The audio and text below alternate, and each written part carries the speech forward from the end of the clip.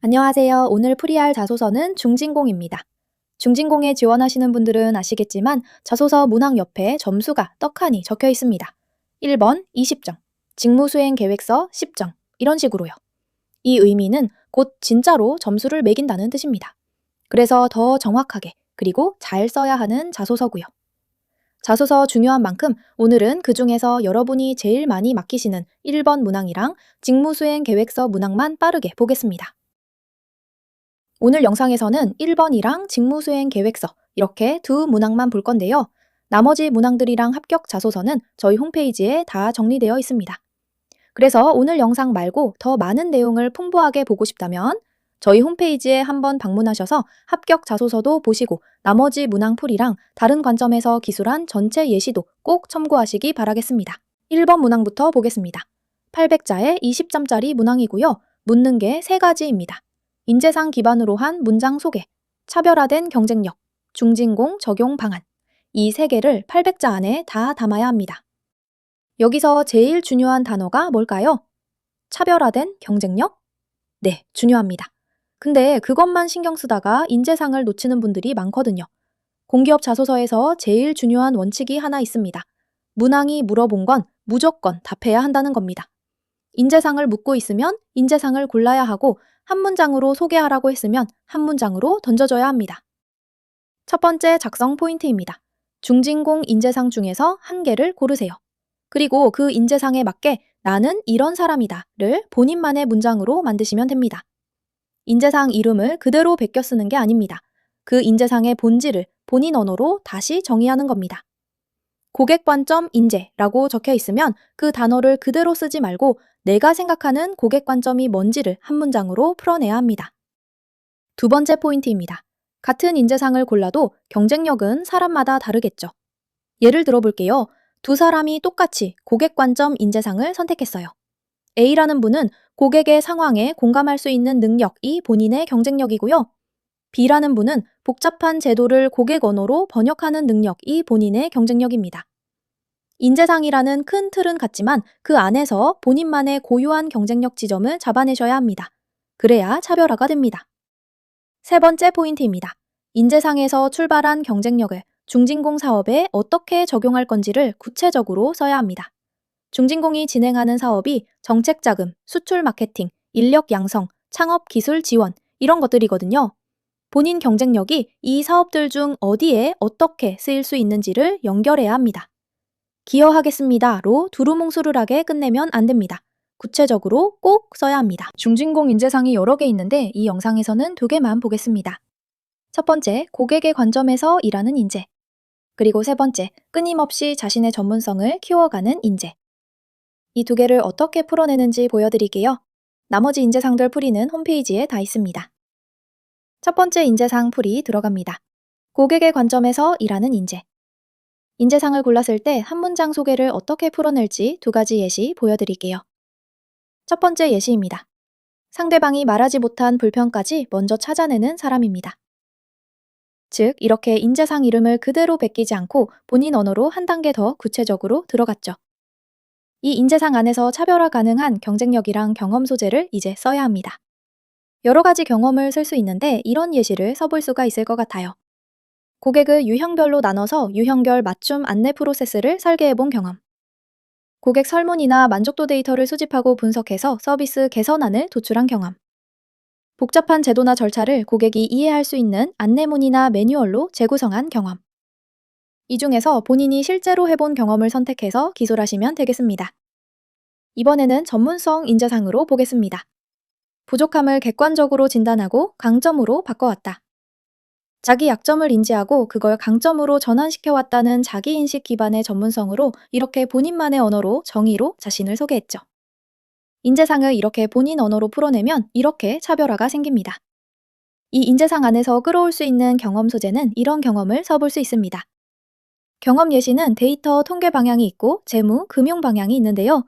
데이터 쪽이면 SPSS, R, 파이썬으로 분석해본 경험, 이런 경험을 쓸 수 있고 재무 쪽이면 재무제표 분석, 신용평가 지표 산출, 신용분석사 같은 자격증, 보증 인턴 실무 경험, 이런 경험을 쓸 수 있습니다. 그리고 이 경험을 쓰실 때 위에서 본인이 언급했던 경쟁력을 발휘했던 행동을 아주 구체적으로 꼭 작성을 해야 하니 이 점 주의하시고요. 이제 직무수행 계획서 문항으로 보겠습니다. 600자의 10점짜리 문항이고요. 묻는 게 3가지입니다. 핵심 역량이 뭐냐? 그 역량을 키우려고 뭘 했냐? 입사 후에 그 역량으로 뭘 할 거냐? 600자 안에 이 3개를 다 써야 합니다. 첫 번째 작성 포인트입니다. 핵심 역량을 잡을 때 소통 능력, 책임감 같은 어디에나 쓸 수 있는 일반 역량을 쓰면 안 됩니다. 어느 회사에 갖다 붙여도 되는 말이거든요. 그러면 직무 이해도가 안 보입니다. 중진공 직무기술서를 펴놓고 거기 적혀 있는 필요 지식, 필요 기술, 필요 태도 항목에서 골라내셔야 합니다. 채용 공고에 있는 직무기술서를 보시면 기업평가 직무, 경영기획 직무에서 필요한 지식과 기술, 태도 다 적혀 있습니다. 완전 오픈북 수준입니다. 그러니 거기에 있는 지식, 기술, 태도 중 본인이 가지고 있다고 생각이 드는 영역이 있다면 동그라미를 쳐두시고 적으시면 됩니다. 그리고 여기서 역량은 2개가 적당합니다. 1개면 600자 채우기 어렵고 3개 넘어가면 1개당 깊이가 안 나올 수 있으니 주의하시고요. 역량 2개를 어떻게 조합하느냐도 2가지 패턴이 있어요. 첫 번째는 지식 더하기 기술 조합입니다. 직무 관련 전공 지식이나 자격증으로 1개, 실무에서 써먹을 수 있는 기술로 1개, 통계 분석이나 재무제표 분석 같은 거죠. 두 번째는 기술 더하기 태도 조합입니다. 경험이나 자격증이 좀 부족하다 싶으면 직무 관련 기술 1개에다가 직무 수행 태도에서 1개를 붙이세요. 공정성, 분석적 사고, 고객 지향성 이런 것들 중에서요. 본인 스펙 상황에 맞게 2 패턴 중 하나를 고르시면 됩니다. 두 번째 포인트입니다. 직무 수행 계획을 다 쓰고 나서 한번 자가 점검을 해보세요.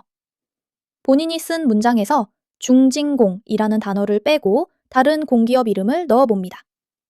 그래도 그대로 말이 되면 다시 써야 합니다.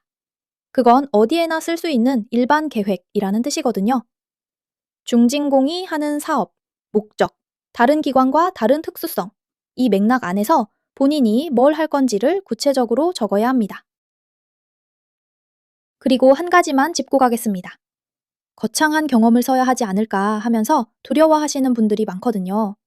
인턴 경험 없으면 안 되는 거 아닐까 걱정하시기도 하고요. 그럴 필요 없습니다. 자격증 취득이랑 관련 교과목 이수만으로도 지식 역량은 충분히 기술할 수 있습니다. 핵심은 뭘 땄다, 뭘 들었다가 아니에요. 거기서 구체적으로 뭘 배웠고 그게 이 직무에서 어떻게 쓰이는지를 연결하는 겁니다. 그 학습 과정에서 어떤 방법론을 익혔고 그걸 중진공 어떤 업무에 어떻게 적용할 수 있다까지 가면 충분히 쓸 수 있습니다. 그럼 직무별로 어떤 역량을 쓸 수 있을지를 볼게요. 이번 영상에서는 아주 간략하게만 보겠습니다. 대신 홈페이지에서는 직무별로 5가지씩 정리해 두었으니 꼭 참고하세요. 경영기획 직무에서 어필할 수 있는 역량 첫 번째, 데이터 분석입니다. 왜 중진공에서 이게 중요할까요?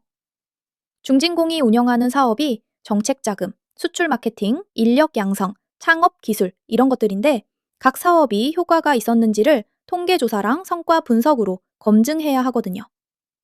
직무기술서에도 통계조사 프로세스 이해, 가설 검정 방법, 계량 분석 능력이 그대로 명시되어 있습니다. 직무기술서에 박혀있는 단어를 그대로 끌어와서 역량으로 잡으면 됩니다. 이번엔 기업평가 직무 역량으로 가볼게요.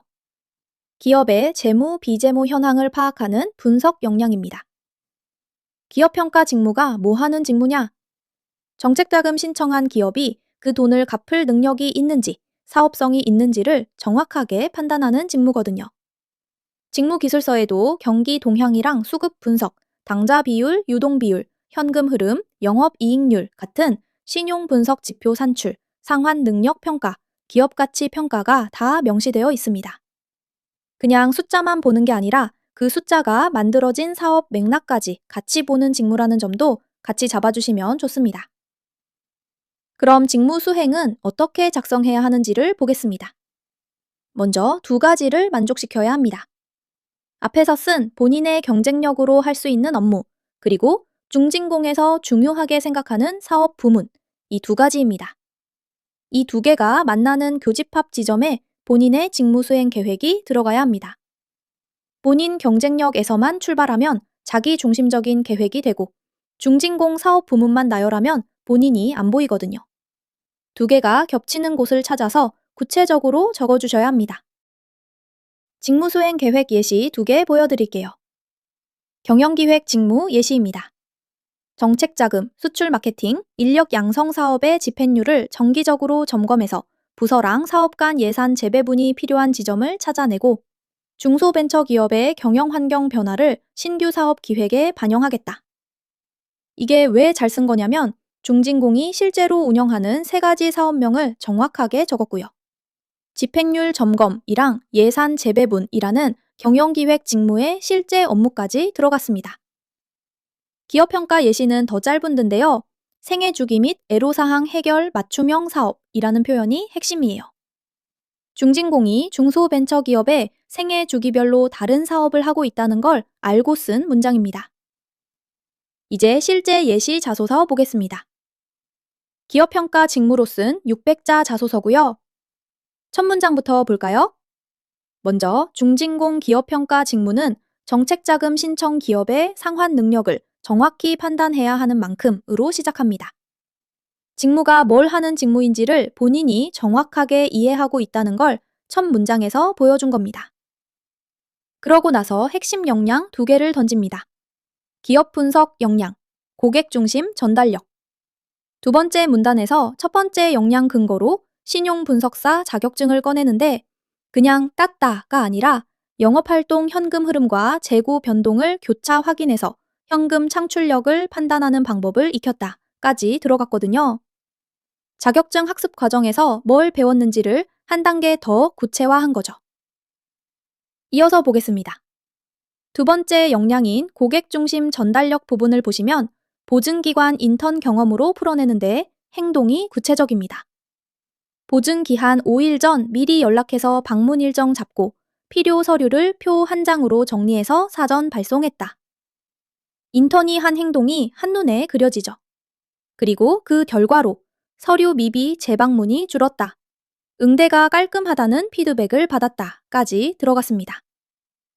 마지막 문단은 입사 후 계획인데 두 역량을 그대로 받아서 재무, 비재무 데이터 분석으로 심사 정확도, 고객 언어로 전달해서 고객 감동으로 연결했습니다.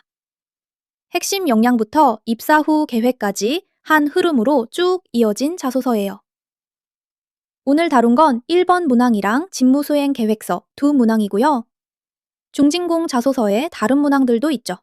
그 문항들도 저희 홈페이지에 다양한 예시로 풀어놨어요. 그리고 오늘 풀이한 1번이랑 직무수행 계획서도 더 자세한 풀이랑 더 많은 예시가 있습니다.